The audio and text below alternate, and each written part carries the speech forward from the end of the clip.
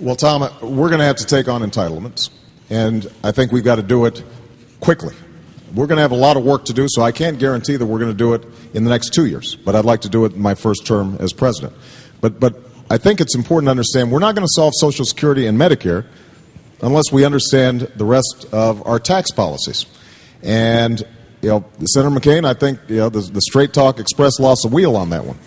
So let's be clear about my tax plan and Senator McCain's, because we're not going to be able to deal with entitlements unless we understand the revenues coming in. I want to provide a tax cut for 95% of Americans. 95%. If you make less than $250,000 a year, you will not see a single dime of your taxes go up. If you make $200,000 a year or less, your taxes will go down. Now, Senator McCain talks about small businesses. Only a few percent of small businesses make more than $250,000 a year.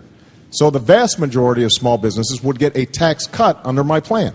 And we provide a 50% tax credit so that they can buy health insurance for their workers, because there are an awful lot of small businesses that I meet all across America that want to do right by their workers, but they just can't afford it. Some small business owners, a lot of them, can't even afford health insurance for themselves.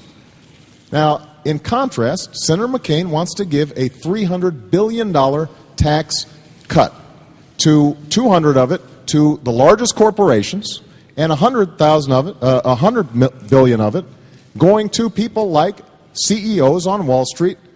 He wants to give the average Fortune 500 CEO an additional $700,000 in tax cuts. That is not fair, and it doesn't work.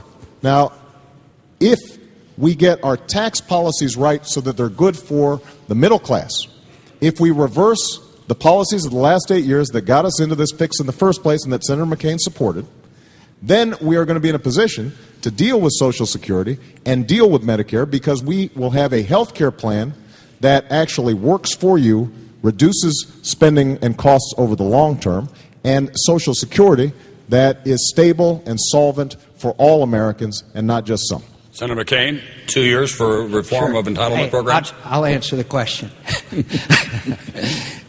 Look, it's not that hard to fix Social Security, Tom. It's just tough decisions. I want to get to Medicare in a second. Social Security is not that tough. We know what the problems are, my friends, and we know what the fixes are. We got to sit down together across the table. It's been done before. I saw it done with our wonderful Ronald Reagan, the conservative from California, and the liberal Democrat Tip O'Neill from Massachusetts. That's what we need more of, and that's what I've done in Washington. Senator Obama has never taken on his party leaders on a single major issue. I've taken them on. I'm not too popular sometimes with my own party, much less his. So Medicare is going to be a little tougher. It's going to be a little tougher because we're talking about very complex and difficult issues.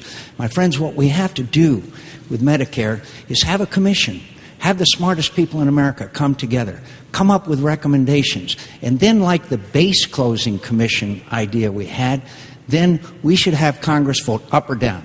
Let's not let them fool with it anymore. There's too much special interest and too many lobbyists working there. So let's have the American people say, fix it for us. Now, just back on this tax, again, it's back to our first question here about rhetoric and record. Senator Obama has voted 94 times to either increase your taxes or against tax cuts. That's his record. When he ran for the United States Senate from Illinois, he said he would have a middle-income tax cut. He came to the Senate and never once proposed legislation to do that. So let's look at our record. I've fought higher taxes. I have fought excess spending. I have fought to reform government. Let's look at our records, my friends, and then listen to my vision for the future of America. And we'll get our economy going again, and our best days are ahead of us.